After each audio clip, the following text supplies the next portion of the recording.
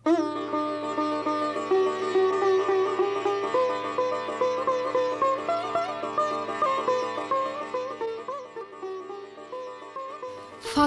পছোৱা বতাহ ৰাঙলী হৈ ফুলা শিমলুকুচৰ ফুলবোৰৰ অপৰূপ সৌন্দৰ্যত আকৰ্ষিত হৈ জোৰ পাতি বগলী চৰাইবোৰে ফাগুনক উপভোগ কৰিছে।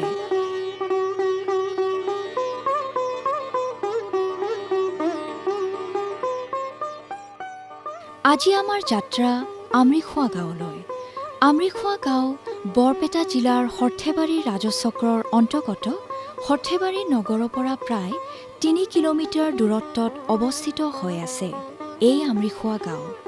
আমি পূৰ্বৰ গাঁওবোৰলৈ যাত্ৰা আৰম্ভ কৰাৰ দৰে আজিও গুৱাহাটীৰ পৰাই যাত্ৰা আৰম্ভ কৰি হাজো, নলবাৰী, চমতা পাৰ হৈ আমাৰ গন্তব্যস্থল আমৰিখোৱা গাঁও পালোহি। কাষ কপোৱা বা পিতল কপোৱা শব্দৰে ৰজনজনাই থকা সৃষ্টিশীল এখন গাঁও। অসমীয়া সমাজ সংস্কৃতিত এই কাঁহ আৰু পিতলৰ সামগ্ৰীসমূহৰ এক বিশেষ মৰ্যাদা আছে। নমস্কাৰ, মই ফেন্সি ৰাজকুমাৰী আৰু সকলোকে স্বাগতম জনাইছোঁ আমাৰ এই বিশেষ অনুষ্ঠান a day in a village.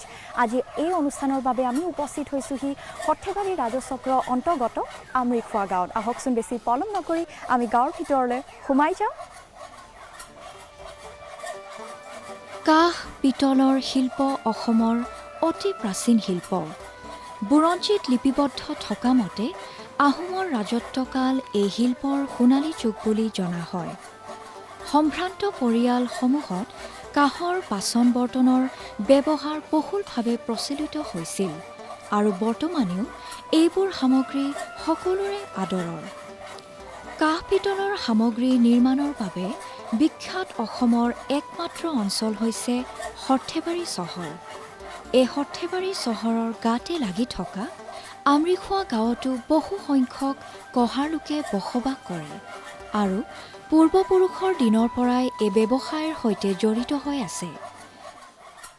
মই কাঁহ পিতলৰ ব্যৱহাৰ 2002 চনৰ পৰা কৰি আছোঁ। মই তেতিয়াৰ পৰা এই শিল্পটোৰ লগত পূৰা জড়িত হৈ আছোঁ। শিল্পীসকলক মই কেনেকৈ আগবঢ়াই নিব লাগে মই পূৰা চেষ্টাত আছোঁ।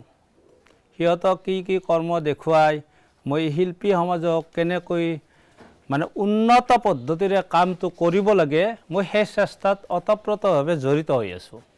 হয়, আপোনাৰ লগত কিমান লোক জড়িত হৈ আছে? এই বনোৱাত কিমান লোক জড়িত হৈ আছে? অকল মই বুলি নহয়, মোৰ নিচিনা বহুত মহাজন বহুত মালিক আছে। চবে কেঁচা মালবিলাক আমাৰ গাঁৱত বহুত কাৰিকৰ আছে এই অঞ্চলত। সেই কাৰিকৰবিলাকক কেঁচা মালটো দেই, সিহঁতে কেঁচা মালৰ পৰা আমাক নতুন মাল তৈয়াৰ কৰি দেই। তাৰ বিনিময়ত আমি সিহঁতক এটা মজুৰি দিওঁ আৰু সেই মজুৰিটো দি আমি মালটো তৈয়াৰ কৰি লওঁ। তাৰ পৰা আমাক সিহঁতে যিবিলাক মাল তৈয়াৰ কৰি দেই সেই মালখিনি আমি অসমৰ বিভিন্ন জেগাত আমি ইয়াৰ পৰা মালবিলাক সিহঁতক ছাপ্লাই কৰোঁ। আমাৰ কেঁচা মাল বুলিলে আমাৰ অসমত এতিয়া বাহিৰৰ পৰা স্ক্ৰেপ আহে, ভঙা স্ক্ৰেপ, যিটো কাঁহৰ স্ক্ৰেপ, সেই স্ক্ৰেপটো আমাৰ ইয়াতে আহে। কিন্তু আমি সেই তাম আৰু আমি টিন গলাই মাথন আমি নতুন কাঁহ বনাব পাৰোঁ। কিন্তু আমাৰ এতিয়ালৈ এই জেগাত নতুন কাঁহ বনাই এই মালটো প্ৰডাকশ্যন কৰিব পৰা নাই। কিন্তু অসমৰ বাহিৰত বিভিন্ন ষ্টেটত কিন্তু নতুন তাম আৰু ৰাং মিক্স কৰি নতুন কাঁহ গলাইহে কাম কৰে। কিন্তু আমাৰ অসমীয়া মানুহে এই কামটো কৰিব শিকা নাই এতিয়ালৈকে। তেওঁলোকে বনোৱা বিভিন্ন ধৰণৰ কাঁহ পিতলৰ সামগ্ৰী যেনে কাঁহৰ কাঁহী, বাতি, পিতলৰ শৰাই ইত্যাদিবোৰ অসমৰ প্ৰায়বোৰ ঠাইলৈ বিক্ৰীৰ বাবে যায়।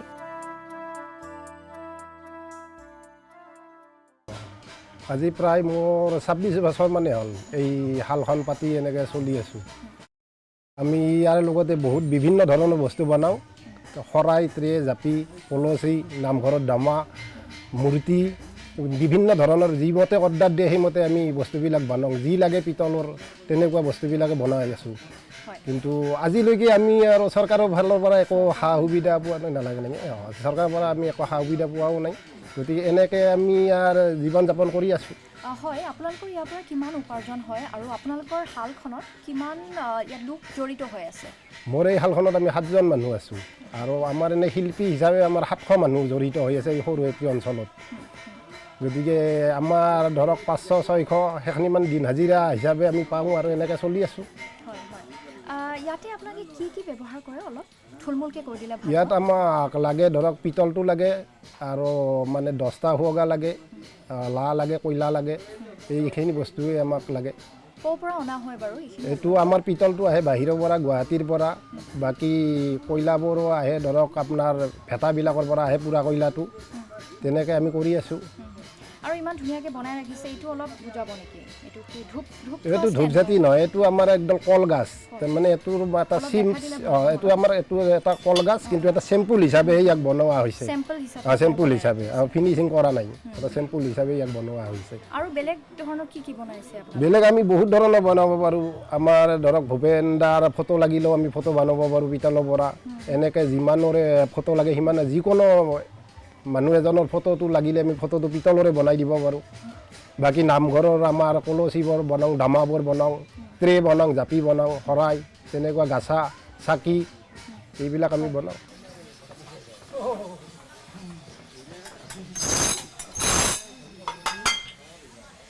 দৰ্শকসকল তেতিয়া মই আপোনালোকক পিতলৰ শাল দেখুৱালোঁ এতিয়া মই কাঁহৰ শাল দেখুৱাম আহকচোন সোমাই যাওঁ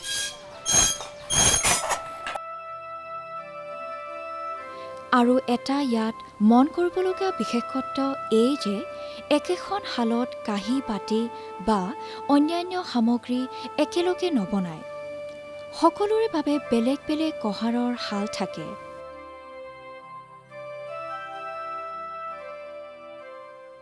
এইটো কাঠটো আমাৰ হৰ্থেপৰ দোকান আছে আমাক দোকানবিলাকে দিয়ে এই ভঙা কাঠটো দিয়ে আমাক আমি ইয়াতে গলাই কিনে আমি হাতুৰে পিটি পিটি আমি বাতিবিলাক বনাওঁ হয় হয় কেনেকৈ কি আপোনালোকে ব্যৱহাৰ কৰে অলপ থুলমূলকৈ অলপ ব্যৱহাৰ আমি ব্যৱসায়ী আমি এইবিলাক তাৰমানে ভঙাটো আমাক দিয়ে আমি এইবিলাক মালবিলাক আমি সিহঁতক দি দিওঁ ভঙা মানে অলপ দেখাব নেকি এইটো ভঙা নহয় এইটো নতুন এইটো ভঙা আছে ভঙা ভঙা গালি আছে আৰু ইয়াত কি এইটো গুড়া এইটো এটা এই কাঁহৰ গুড়াটো পালিচ কৰা যিটো গুড়া লৈ এইটো আকৌ বাতি বনাব লাগিব আমি বাতি বনাব কেনেকৈ কি আপোনালোকে ব্যৱহাৰ কৰে অলপ এইটো আমি গেলা ইয়াতে গেলাই মেথে একদম পানীৰ নিচিনা হৈ যাব পানীৰ নিচিনা আমাৰ সাঁচা আছে মাটিৰ সাঁচাত আমি ঢালি দিম ঢালি দিলে গোট মাৰিব গোট মাৰি হাতুৰিৰে আমি ইয়াত আমি গৰম কৰি দিম লাল কৰি হাতুৰে পিটি পিটি আমি এই চিষ্টেমত বনাওঁ এইটো এদিনত হ'ব এদিনত মোটামুটি 40-50টামান তৈয়াৰ হয় আৰু কিমান কাম কৰি আছে আপোনালোকৰ লগত এতিয়া বৰ্তমান কাম মানে আপোনাৰ লগত কিমান জড়িত আমি 6জন আছোঁ 6জন লোক আছে আৰু ইয়াৰ পৰা আপোনালোকৰ কিমান উপাৰ্জন হয় আৰু ইয়াৰ পৰা ক'লৈকে যায় আপোনালোকৰ এইটো বাহিৰত বেলেগ বেলেগ দেশতো যায় এইটো আমি বৰ্তমান আমাৰ সৰ্থেবাৰীত আমি জমা দিওঁ এইবিলাক ক'ত যায় বুলি ক'লে আপুনি এইটো আপোনাৰ বহুত জেগাত যায় বাহিৰত বেলেগ দেশতো যায় এইবিলাক মানে অসমৰ বাহিৰতো যায় আপুনি কিবা দেখাম বুলি কৈছিলে এইটো আমি ভঙা কাঠ বুলি কওঁ এইটো ভঙা কাঠ এইটো ভাঙি দিলে এইটো ভাঙি দিব এইটো আমি পুৰি দিছোঁ পুৰি দিয়াৰ পিছত এইটোত আমি এনেকৈ ভাঙিলে সৰু সৰু কৰি আমাৰ মাটি সাঁচা আছে সাঁচাত ভৰাই কিনে ইয়াত আমি গেলাই লওঁ ইয়াত দি এনে টুকুৰা এটা হয় টুকুৰাটো গৰম কৰি দিওঁ গৰম কৰি দি আৰু মানে ইয়াত লোকসকল আহে নহয় জানো ধৰক কিছুমানৰ এতিয়া পুৰণা কাঁহী বাতিবোৰ আপোনালোকে আকৌ নতুনকৈ তৈয়াৰ কৰি দিয়ে ন আৰু আৰু কিমান কিমান উপাৰ্জন হয় ইয়াৰ পৰা উপাৰ্জন বেয়া বেছি নহয় মোটামুটি আমাৰ হাইজাৰ চিষ্টেমত মোটামুটি এদিনত 400-500 টকা এজন পায় আৰু আপোনালোকে এনেকৈ কৰি গৈ আছে এনেকৈ কৰি গৈ আছে আৰু এইবোৰ আৰু কিবা কিবি আপোনালোকে ইয়াত কালাৰ বা এনেকুৱা কিবা ব্যৱহাৰ অন্য এইটো অলপ বেলেগ ডিজাইনৰ বাতি অলপ বনাব পাৰোঁ তাৰমানে আমাক মালিকবিলাকে এইটো ডিজাইনত দিব ক'লে এইটো দিওঁ আৰু বেলেগ মতা এই কাণটো মতা আছে মতা কাণটো দিব লাগে মতা কাণটো আমি দি দিওঁ মানে বেলেগ বেলেগ আকাৰেৰে বেলেগ বেলেগ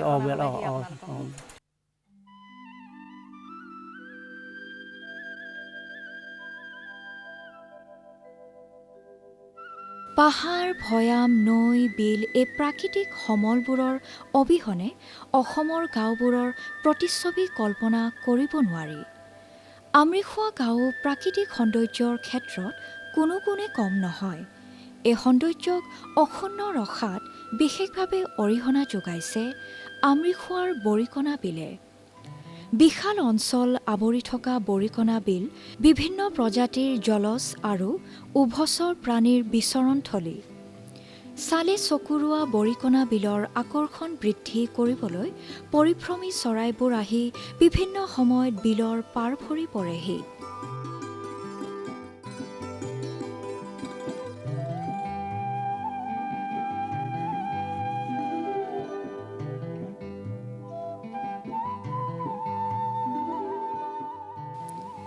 এই বৰিকণা বিলৰ পাৰতে মহ পালন কৰা হয়।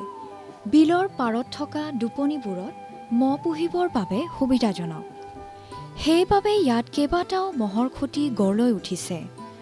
আমৰিখোৱা গাঁৱত বংশানুক্ৰমিকভাৱে মহ পালন কাৰ্যকৰী আছে। বৰ্তমানে 30ৰ পৰা 35টা পৰিয়ালে মহ পালন কৰি জীৱন নিৰ্বাহ কৰি আছে। এই মহৰ খুঁটিবোৰত যথেষ্ট পৰিমাণৰ গাখীৰ উৎপাদন হয় আৰু গাঁৱৰ ওচৰৰ অঞ্চলবোৰত মহৰ গাখীৰৰ চাহিদা পূৰণ কৰাত সক্ষম হৈ আহিছে। সেয়েহে এই গাখীৰৰ ব্যৱসায়ৰ সৈতে জড়িত হৈ থকা ব্যক্তিসকল আৰ্থিকভাৱে লাভান্বিতও হয়।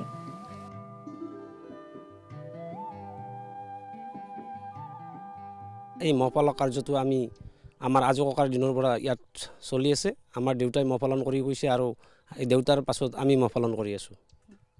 হয়, আপুনি মই যিহেতু দেখিছোঁ ইয়াত কিমান মহ আছে আৰু লগত গাঁৱৰ কিমান লোক ইয়াত আপোনাৰ লগত জড়িত হৈ আছে কাম? এই আমৰিখোৱা গাঁওখনৰ এটা ঐতিহ্য আছে। এই আগৰ পৰাই আমৰিখোৱা গাঁওখন আমি মোটামুটি মহ পালক 30-35জন পৰিয়াল এই মহ পালন কৰি আমি জীৱন নিৰ্বাহ কৰি আছোঁ। বৰ্তমান মোৰ লগত 30-35টা পৰিয়াল এই মহ পালক কাৰ্যত জড়িত হৈ আছে।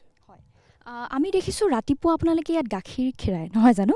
ক'ত ক'ত যায় আৰু কিমান আপোনালোকৰ ইয়াৰ পৰা উপাৰ্জন হয় সেইখিনি অলপ কওক। ৰাতিপুৱা আমি 8 বজাৰ আগে আগে গাইবিলাক খীৰাওঁ আৰু ইয়াৰ পৰা আমাৰ গাখীৰখিনি আমাৰ পাইকাৰীয়ে গাখীৰখিনি লৈ যায় আৰু আমাৰ সৰুক্ষেত্ৰীৰে ওচৰতে যিকেইখন গাঁও আছে এই গাঁওবিলাকত এই গাখীৰখিনি বিক্ৰী কৰে পাইকাৰীয়ে আৰু এই গাখীৰৰ পৰা আমাৰ মোটামুটি 30-35টা পৰিয়ালে এই গাখীৰৰ উপাৰ্জনেদি পৰিয়াল পোহপাল দি আছে। আমৰিখোৱা গাঁৱৰ ভৌগোলিক এলেকা 99 হেক্টৰ মাটিকালিৰে আগুৰি আছে। 8টাকৈ চুবুৰী আছে। চুবুৰীকেইটা হৈছে ভকতপাৰা চুবুৰী, নপাৰা চুবুৰী, ৰায়তপাৰা চুবুৰী, দেৱান খেত্ৰী, কহাৰৰ বাৰী, বৰ আমৰিখোৱা, নতুন চুবুৰী, বৰহলা চুবুৰী। জনসংখ্যা প্ৰায় 6000 জন। জিলা বৰপেটা। গাঁও পঞ্চায়ত 12 নম্বৰ পূব সৰুক্ষেত্ৰী গাঁও পঞ্চায়ত। আমৰিখোৱা গাঁৱত সৰ্বমুঠ 1200টা পৰিয়াল আছে। জিলা সদৰ স্থান বৰপেটাৰ পৰা প্ৰায় 25 কিলোমিটাৰ দূৰত্বত অৱস্থিত হৈ আছে আমৰিখোৱা গাঁওখন।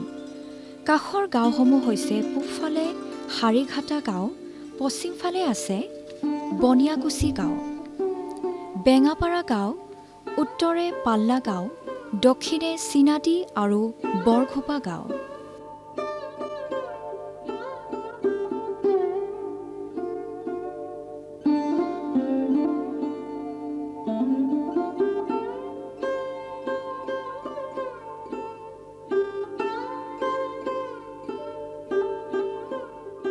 আমৰিখোৱা গাঁওখন এখন ৰাজহ গাঁও নহয়। ক্ষুদ্ৰ আমৰিখোৱা, বৰ আমৰিখোৱা, নকুচি, দেৱান খেত্ৰী ইত্যাদি 5-6খনমান ৰাজহুৱা গাঁও মিলি এই বৃহত্তৰ আমৰিখোৱা গাঁও। আমৰিখোৱা গাঁৱত আমাৰ পৰিয়ালৰ সংখ্যা 1200 ঘৰ আৰু জনসংখ্যা 6000তকৈ বেছি হ'ব নিশ্চয়কৈ। এইখিনি জনসংখ্যাক লৈ বৃহত্তৰ আমৰিখোৱা গাঁওখন। আৰু আমাৰ আমৰিখোৱা গাঁওখন প্ৰকৃততে অতি সমৃদ্ধিশালী দুখীয়া গাঁও দেই। সমৃদ্ধিশালী দুখীয়া গাঁও। মই সমৃদ্ধিশালী কৈছোঁ কিয়, যেনে মই শিক্ষাৰ বিষয়ে ক'ব গৈছোঁ। 1907 চনতেই আমৰিখোৱাত নিম্ন প্ৰাথমিক বিদ্যালয় স্থাপন কৰা হয়। তাৰপিছত 1932 চনত আমৰিখোৱাত এম.ই. স্কুল হয়। সেই এম.ই. স্কুলতেই 1950 চনত হাইস্কুল স্থাপন হয়। আৰু এই 1907 চনৰ যিখন প্ৰাথমিক বিদ্যালয়, তাৰপিছত আৰু 3খন নিম্ন প্ৰাথমিক বিদ্যালয় আমাৰ গাঁৱত আছে। গতিকে মুঠতে 4খন প্ৰাথমিক বিদ্যালয়, 2খন হাইস্কুল, 50 চনত এইখন হ'ল আৰু 1987 চনত ছোৱালী হাইস্কুল এখন হৈছে। এইখিনি আমৰিখোৱা গাঁৱৰ শিক্ষা প্ৰতিষ্ঠান। আমাৰ গাঁৱৰ বহুতো কলেজৰ অধ্যাপক আছে, হাইস্কুল, এম ই স্কুল, নিম্ন প্ৰাথমিক বিদ্যালয়ৰ শিক্ষক বহুগৰাকী আছে। মই সংখ্যাটো দিব নোৱাৰিম হয়তো। গতিকে শৈক্ষিক দিশত আমাৰ গাঁওখন সমৃদ্ধিশালী প্ৰকৃততে, কিন্তু মই দঢ়াই কওঁ যে আমাৰ গাঁওখন দুখীয়া। তাৰপিছত গাঁওখন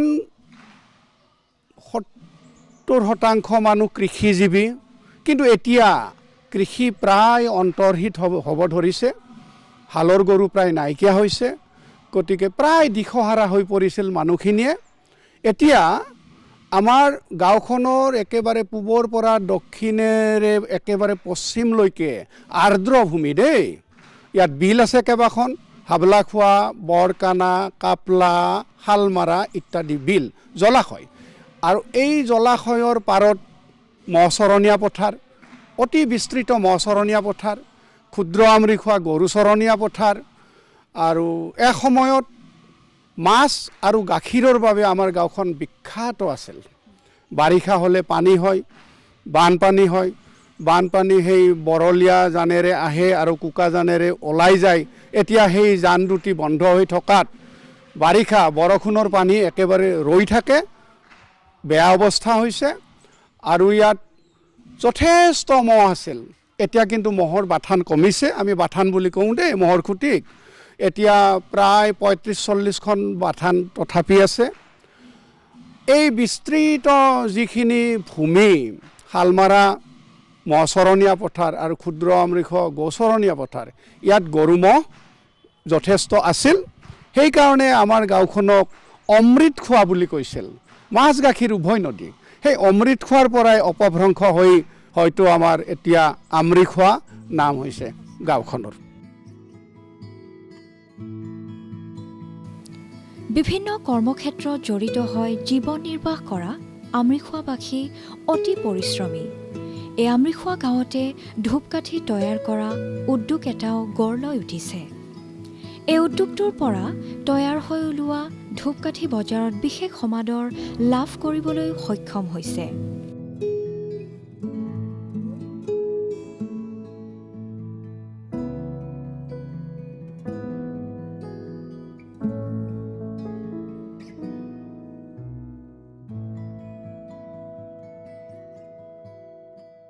আমি এই ইণ্ডাষ্ট্ৰিটো 2011 এপ্ৰিলৰ পৰা আৰম্ভ কৰিছোঁ। আৰু তেতিয়াৰ পৰা আৰম্ভণিতে আমাৰ ইমান বহলকৈ নাছিল। প্ৰথম আমি বাঁহৰ খাটিবিলাক তৈয়াৰ কৰিছিলোঁ।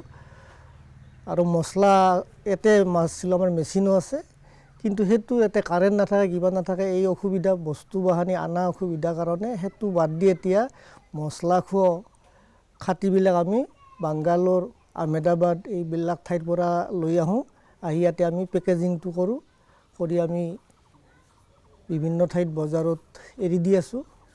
আৰু আমাৰ ভিতৰুৱা ঠাইৰ কাৰণে আমাৰ অসুবিধা অলপ যাতায়াত, গতিকে কাৰবাৰখিনি অলপ বহল কৰাৰ স্বাৰ্থত আমি গুৱাহাটীক লগি এইটো আমি অফিচ এটা আমি গুৱাহাটীত অ'পেন কৰিছোঁ।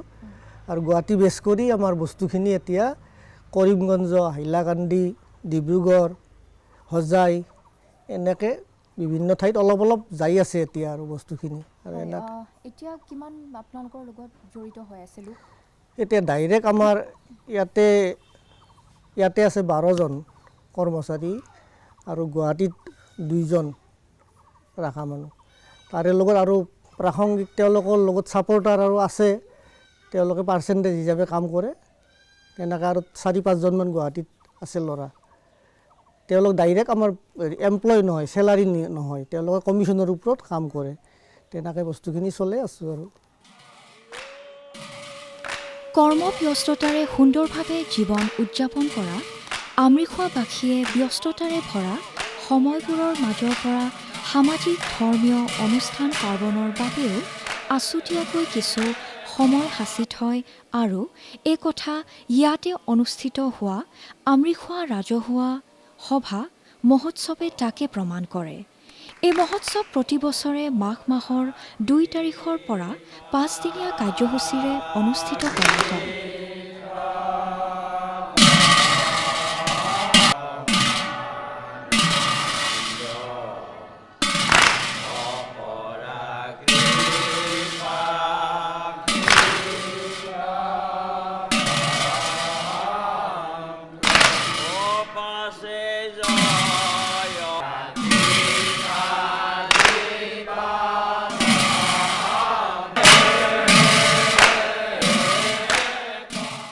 আমৰিখোৱা গাঁৱত স্বৰ্গীয় ডালিম চন্দ্ৰ পাঠকদেৱে 1979 চনত হ'ল আমৰিখোৱা গাঁওখনৰ আমাৰ ভকতবৃন্দক লৈ সৰ্বপ্ৰথমে 3 দিনীয়া কাৰ্যসূচীৰে ইয়াত নাম প্ৰসংগ আৰম্ভ কৰিছিল আৰু 1981 চনত ইয়াক এই নাম প্ৰসংগৰ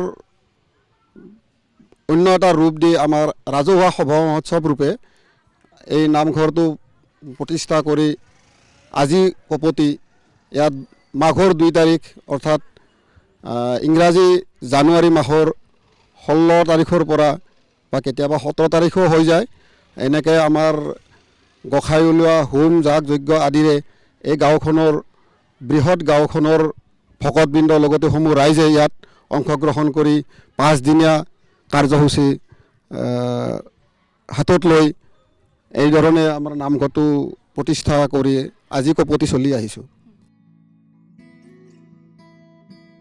অমৃত খোৱা শব্দৰ পৰা অপভ্ৰংশ হৈ আমৰিখোৱা গাঁও হিচাপে জনাজাত হোৱা এই গাঁওখনৰ লোকসকলৰ কৰ্মনিষ্ঠা অতিকৈ প্ৰশংসনীয়। চাৰিওফালে এতিয়া ফাগুন আৰু মায়াময় পৰিৱেশ। যান্ত্ৰিকতাৰ কোলাহলৰ পৰা আঁতৰাই আপোনালোকে আপোনালোকৰ পৰিয়ালৰ সৈতে এই গাঁৱৰ পৰিৱেশত আহি সময় উদযাপিত কৰিব পাৰিব। কিন্তু মই এতিয়া আপোনালোকৰ পৰা ল'ব লাগিব বিদায়। অহা খণ্ডত আকৌ এখন নতুন গাঁৱৰ সৈতে চাই থাকিব আপোনালোকৰ প্ৰিয় অনুষ্ঠান a day in a village.